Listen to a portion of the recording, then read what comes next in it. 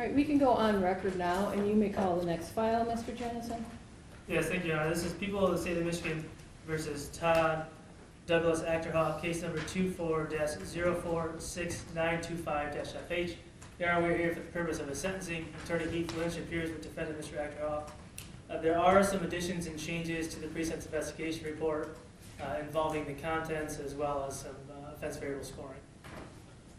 All right, so in regard to the contents of the PSI, what changes do you want made there?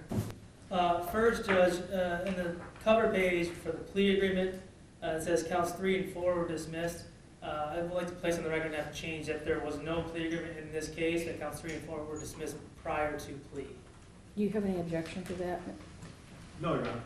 All right, that will be changed as stated. Thank you. Other changes?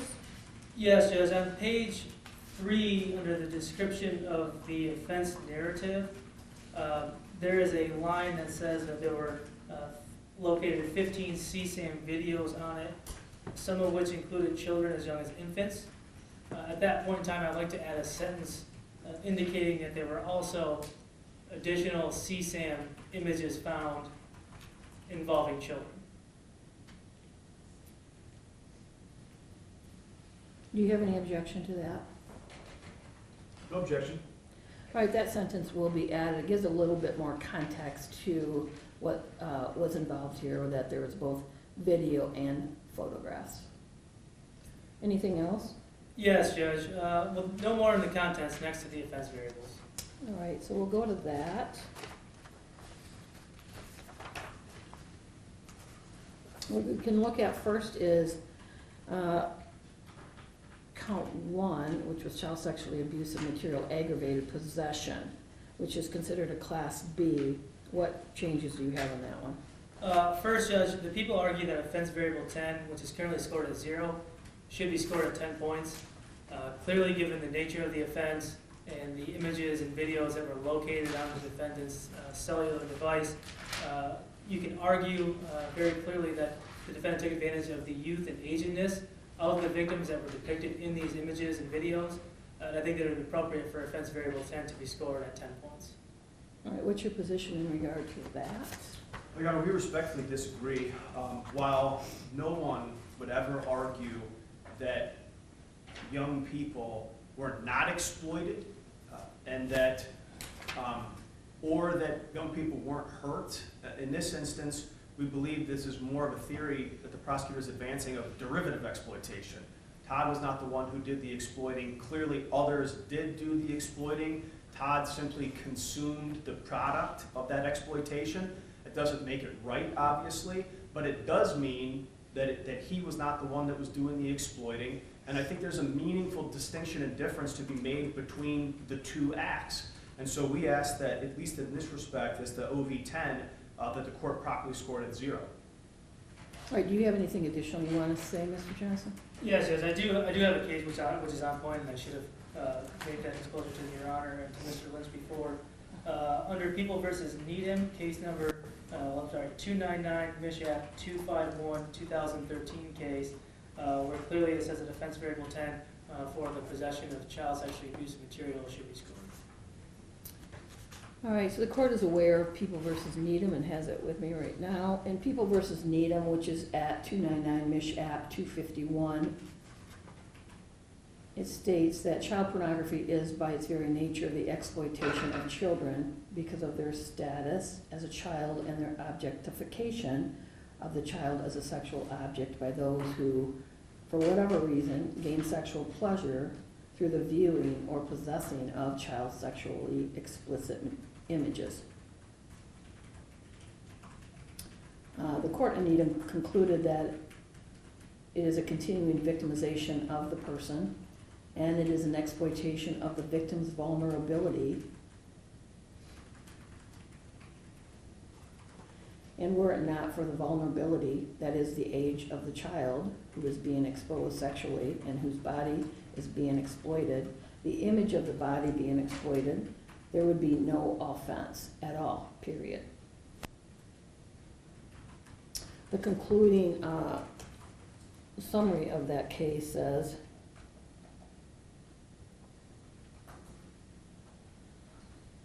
specifically in the last paragraph, by possessing sexually abusive images of children, defendant made these children and the victims of his sexual offense and exploited them through his sexual gratification. It goes on to state that it mandates, this case is mandating the scoring of OB-10 for the exploitation of the vulnerable young victims. So the court does believe that OB-10 should be scored for 10 points. Do you have additional changes as well? Yes, Judge. Two additional changes to the offense variables. Next is offense variable 12. The people argue that offense variable 12 should be scored at 25 points.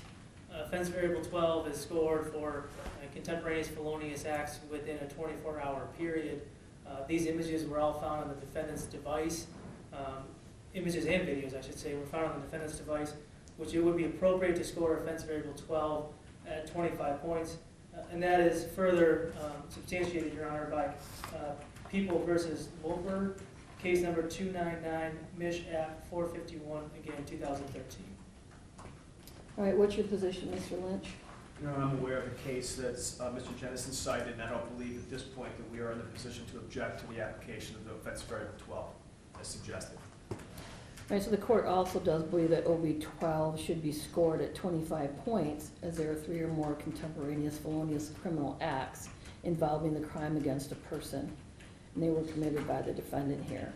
A felonious criminal act is contemporaneous if it occurred within the 24 hours of the sentencing offense. These were all found on the defendant's device at the same time, so they were all within the 24 hours. And these acts will not result in separate convictions. There's plenty of different photographs and videos so that there's more than the 3 that will be scored in regard to OB-13. So there's plenty for OB-12 that will not be scored or will not be charged and as a separate offense. So the court is finding that OB-12 should be scored for 25 points. All right, you may continue, Mr. Jennison. Lastly, Your Honor, we have offense variable 13. And as Your Honor indicated, an offense variable 13 for those 3 prior felonious acts within a 5-year period of crimes against a person be scored. Clearly, there are numerous images and videos that were found within that 5-year period that are separate and apart from the images and videos that were scored in OB-12. So given the number of the images and videos, we feel like OB-13 should be scored at 25 points as well. Thank you, Judge. All right, Mr. Lynch. Your Honor, we certainly don't dispute that one or the other of OB-12 or OB-13 could score and should score here. But in this instance, I think by this rationale, 6, 7 images on a computer, 3 contemporaneous, 3 continuing pattern, is automatically going to make both of these offense variables apply, and it's our position that you don't get the double count, that it's one or the other. That if 12 counts, and we don't dispute under Loper that it does, that I don't believe 12 and 13 should count. Because again, we run into a situation where it's impossible to distinguish between, or without getting into exact download dates and things like that, what's contemporaneous, what's part of a continuing pattern, and I think just as a matter of principle, this is now again stretching the meaning of these offense variables beyond where they should be. And so again, we don't dispute that that OB-12 could apply under the circumstance, but we believe that both should apply. All right, do you have anything additional you want to say, Mr. Jennison? Briefly, if I may, Your Honor, as indicated in the pre-sentence investigation report and the narrative of the offense, there were 15 videos that were found that involved children or child sexually abuse material. The defendant was charged with 2 counts of possession of CSAM as well as 2 counts using a computer to commit a crime. The other acts in offense variable 12 are only to be scored that are not charged. Those are not charged in OB-12. OB-13 is separate and apart from OB-12 because those are just 3 contemporaneous felonious acts within a 5-year period versus a 24-hour period as described in OB-12. Right, and additionally to the 15 CCM videos that were talked about in the prepared PSI, what's been added is that there were also numerous photographs of children involved in CSAM or child sexually abusive material. So in regard to OV 13, the trial court should score this 25 points when the offense was part of a pattern of felonious criminal activity involving 3 or more crimes against a person. All crimes within a 5-year period, including the sentencing offense, shall count, regardless of whether the offense resulted in a conviction.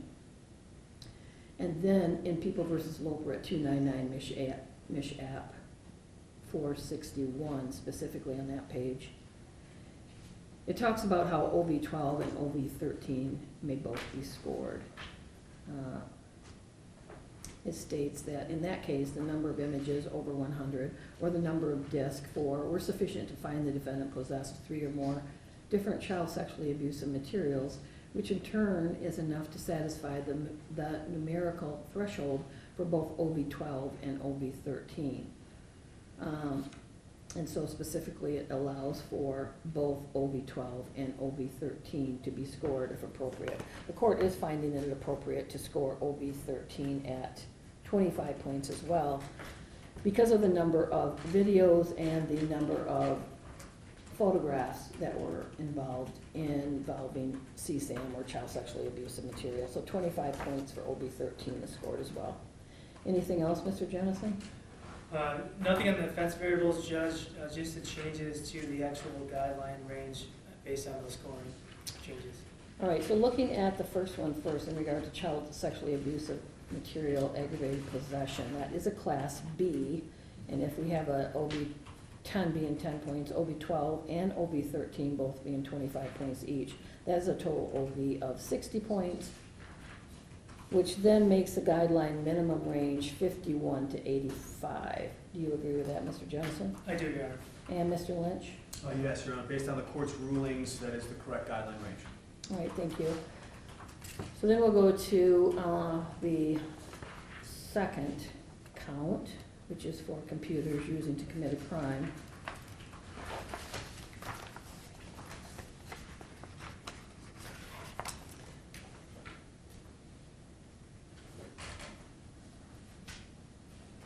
With a 10-year maximum on that particular crime. That is classified as a Class D. Do you want the same OVs there, OV 10 to be 10, OV 12 to be 25, and OV 13 to be 25, Mr. Johnson? Yes, Judge. Given the fact that they are all person crimes, we believe the scoring for count 1 would be the same in counts 2, 3, and 4. Your Honor. Thank you. Well, do you agree with that, Mr. Lynch? Yes, Your Honor. All right, so then that would be Class D, this one is.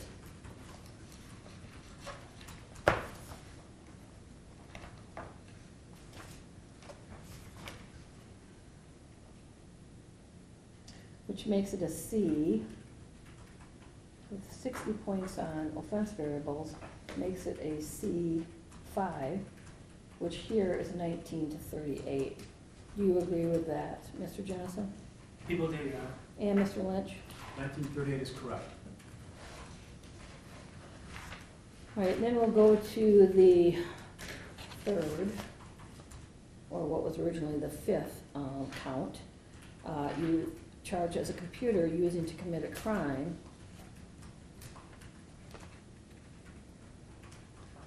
This is where the maximum sentence is up to 7 years.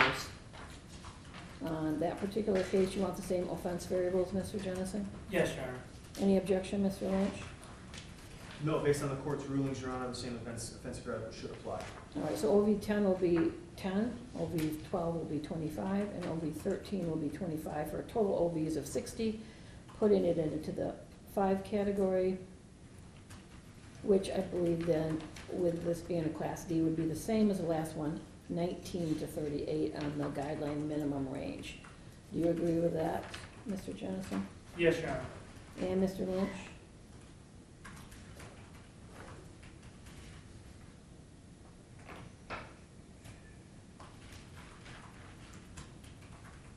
Yes, Your Honor. All right, and then we'll go to the last count, which was labeled as count 6 initially, but at the time of the plea, and part of the PSI is labeled as a count 4. That is for child sexually abusive material possession with a felony that is a maximum of 4 years. The same offense variables, Mr. Jennison? Yes, Your Honor. Mr. Lynch, any objection to OV 10 being scored at 10 points, OV 12 and 13 being at 25 points? No objection. That hasn't already been argued, Your Honor. Thank you. All right, so that makes that 60 points, and this is a Class F. Do you agree with that, Mr. Jennison? Yes, Your Honor. And Mr. Lynch? Agreed.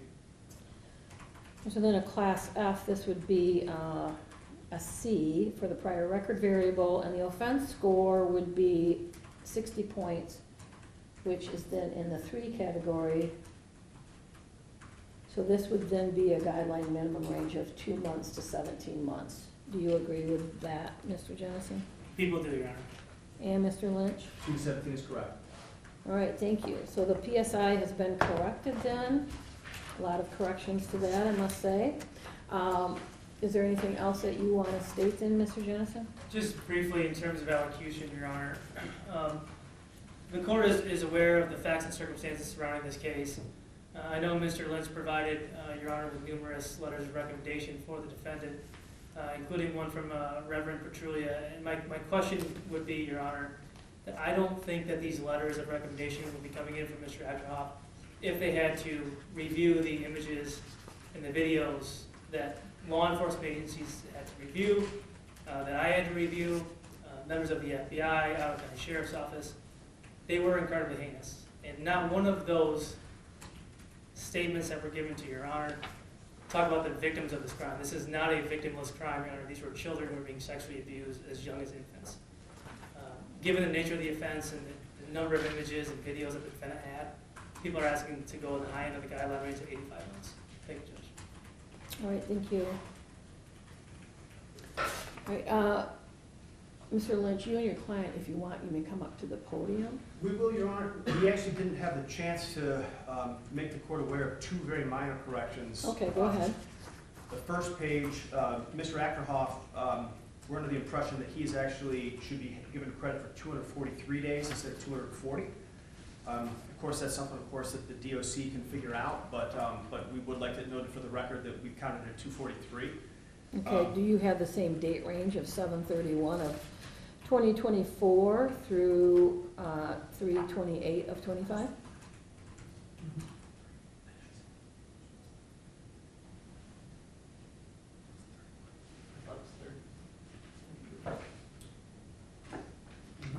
Your Honor, we were under the impression he was arrested on the 30th, but On the 30th of July? correct, and that the count as of the date of sentencing ought to be 243. But at the end of the day, we know that that's probably something that someone besides the court is going to have to determine. We simply want it noted for the record, if that's okay. That will be determined right now. Sarah Sitzer is here from Michigan Department of Corrections, and she's on it, so she'll let us know soon. Thank you very much. And while she's doing that, Your Honor, on page 5 of the pre-sentence investigation report, under Mr. Ackerhoff's marriage and family section, for some reason, the report omitted the address of his son, his youngest son, Lincoln. It just says it's in Michigan. We just want to make sure that it's clear that he does still live with the family at that same address in Holland. I won't note the street or address for the record, but it's not as if he doesn't live with them. He does. All right, so that will be noted then as a change, and Ms. Sarah Sitzer will change that as well. Thank you, Your Honor. All right, any other changes to the PSI, Mr. Lynch? That's all. We appreciate it, Your Honor. All right, you may come up to the podium, both you and Thank your you. client.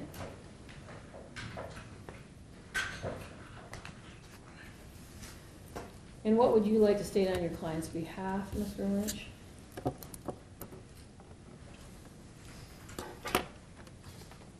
Your Honor, I've been practicing criminal law now as a prosecutor and defense attorney for, I think, coming up on 17 years in this month. And I've visited and spent time with dozens and dozens of defendants and clients in jails, federal and state, across this state and others.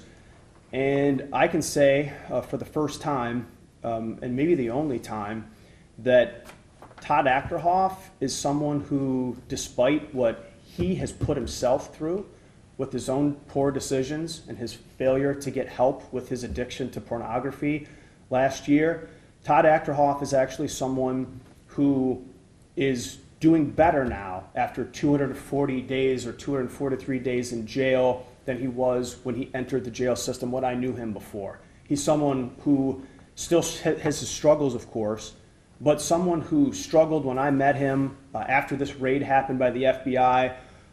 When I met him originally, when I talked to him, the anxiety that he struggled with, the insecurity that he struggled with, the fear that he struggled with, and the pain, the self-inflicted pain that he struggled with, were all written all over his face every time I talked to him. He was a broken man.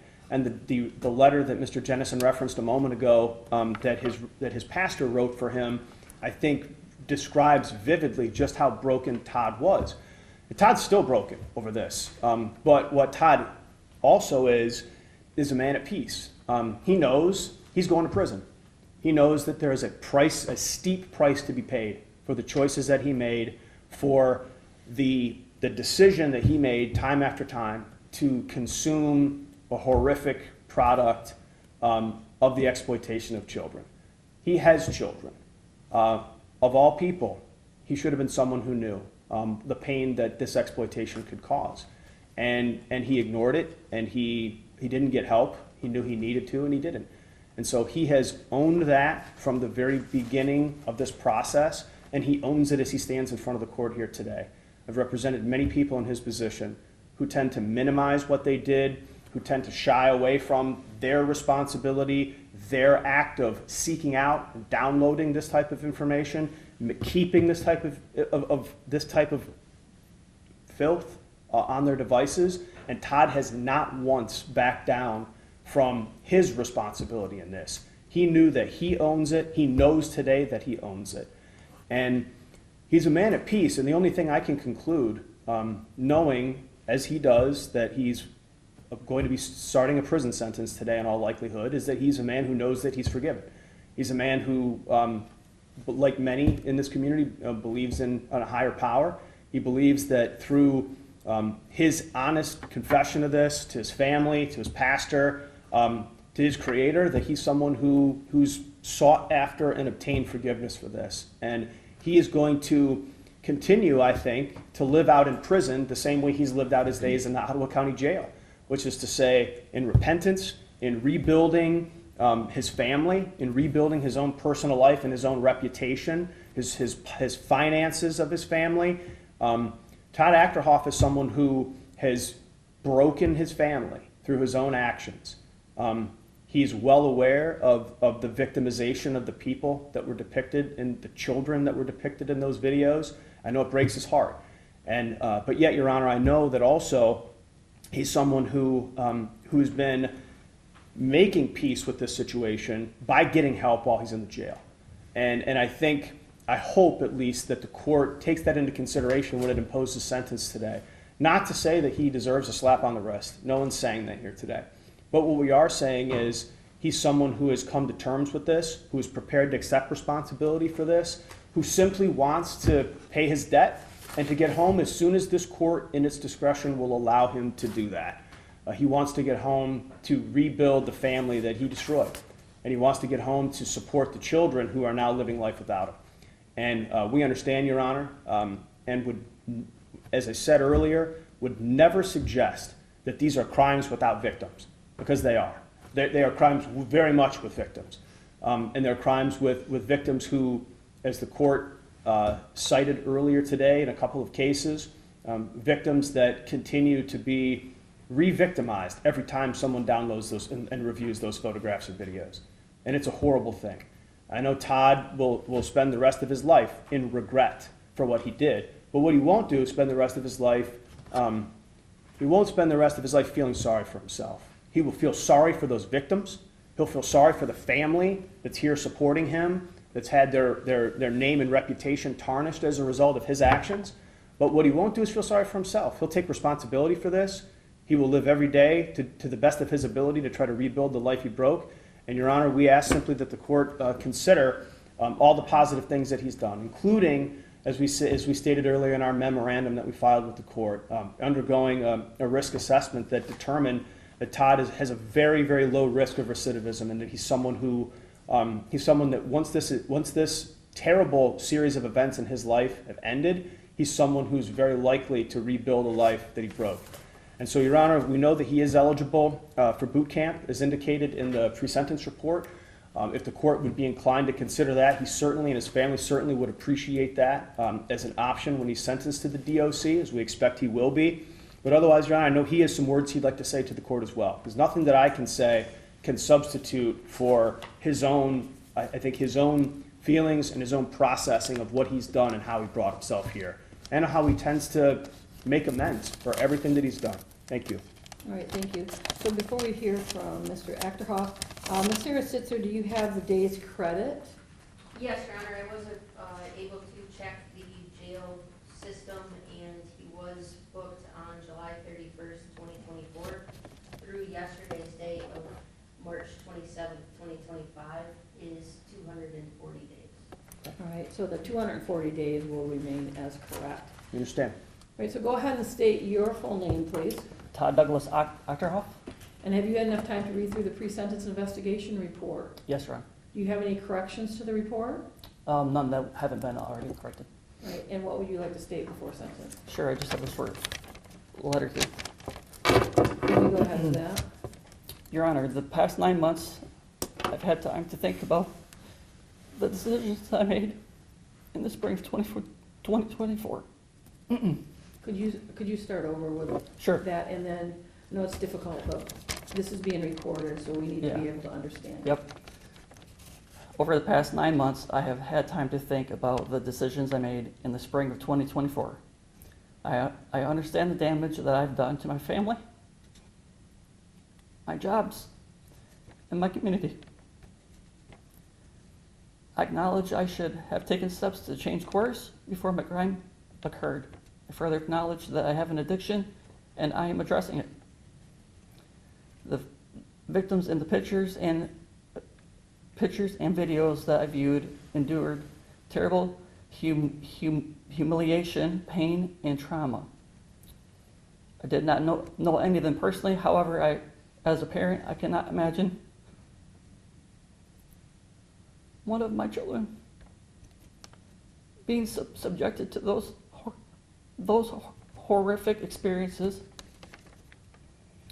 I am bettering myself.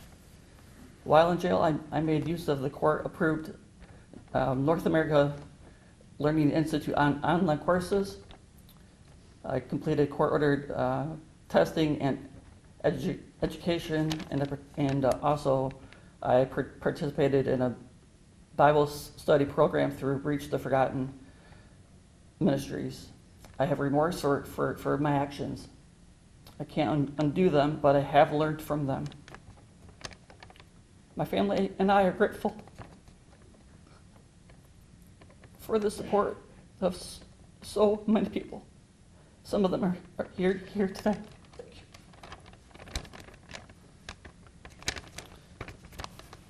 Sorry, I can't see anything.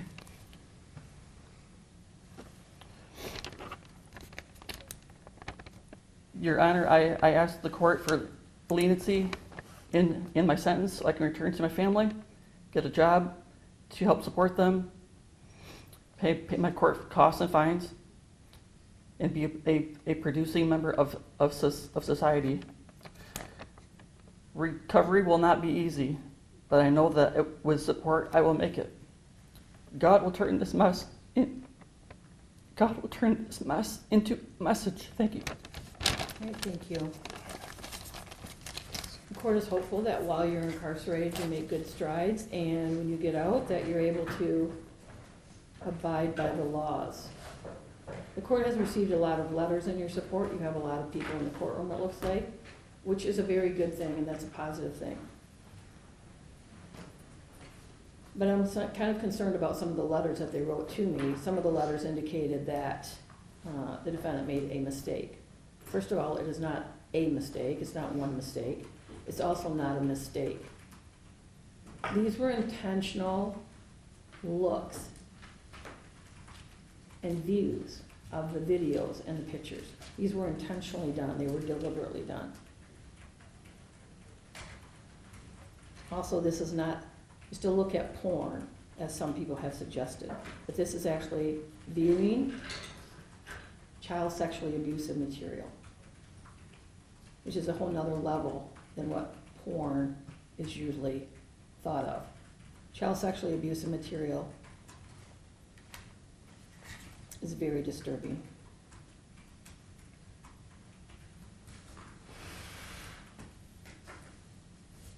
The court is also concerned about what's in the PSI as far as you fantasizing about being sexually active with your daughter and sharing details of sexual assaults. The court is also concerned that on your cell phone you have CSAM and you also have pictures. You have videos and pictures, including children as young as infants being sexually abused.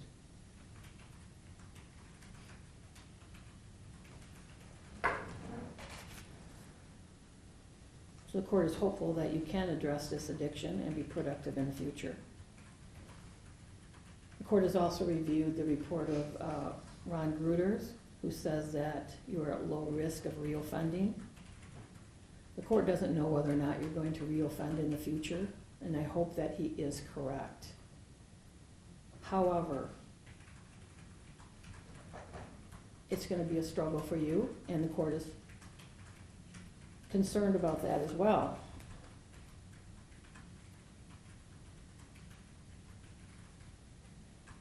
He indicates that you have no interest in children, but when you have these on your phone, and you have sexual fantasies about what's on your phone as well, including 10 and 11-year-olds, that's very concerning.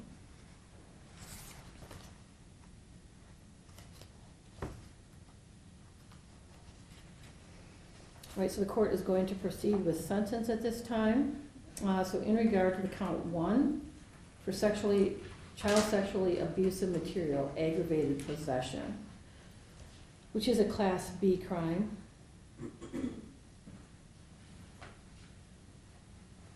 The court there is sentencing you to the Michigan Department of Corrections for a period of not less than 80 months and not more than 120 months. You do have 240 days credit for time served.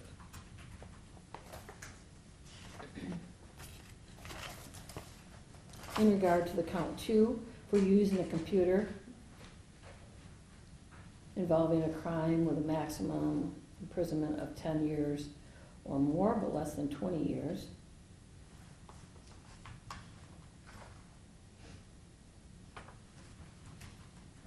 Which is a Class D crime class. Court is sentencing you there to the Michigan Department of Corrections for a period of not less than 24 months and not more than 120 months. Again, you have 240 days credit. In regard to the 5th count, which has been described as the 3rd crime here because you pled to that one as your 3rd crime.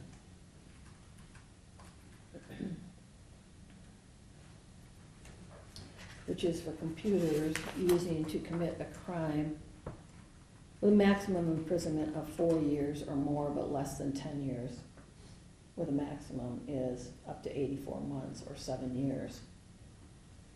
The court is sentencing you there to a period of not less than 24 months and not more than 84 months. You do have 240 days credit on that.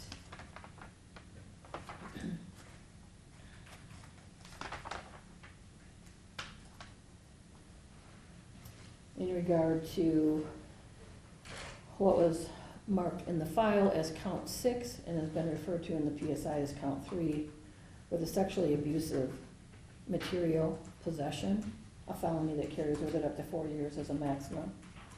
The court is sentencing you there to 365 days with 240 days credit for time served. These are to run concurrently with each other. That means at the same time.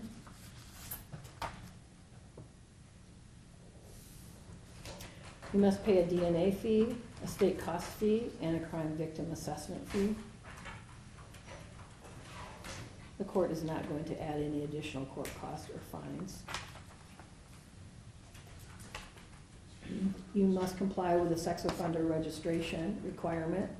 In regard to the first count for child sexually abusive material aggravated possession, the aggravated possession is in regard to prepubescent children, so that it requires you to comply with the Sex Offender Registration Act. And then the last count, which is in the PSI is count 4, for child sexually abusive material possession, that also requires you to comply with the Sex Offender Registration Act.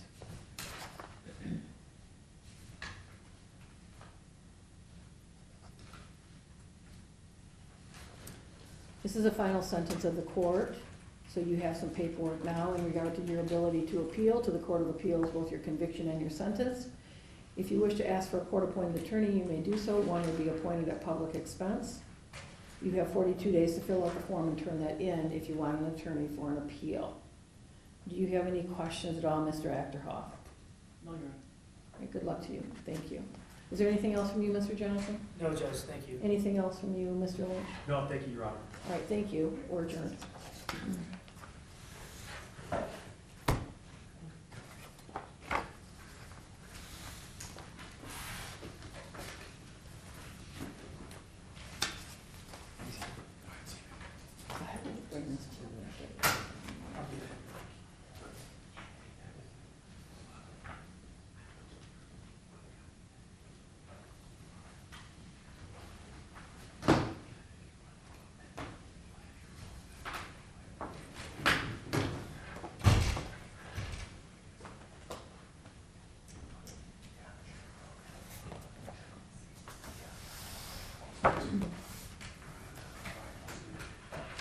All right, we're going to take about a 2-minute recess, and then we'll be back.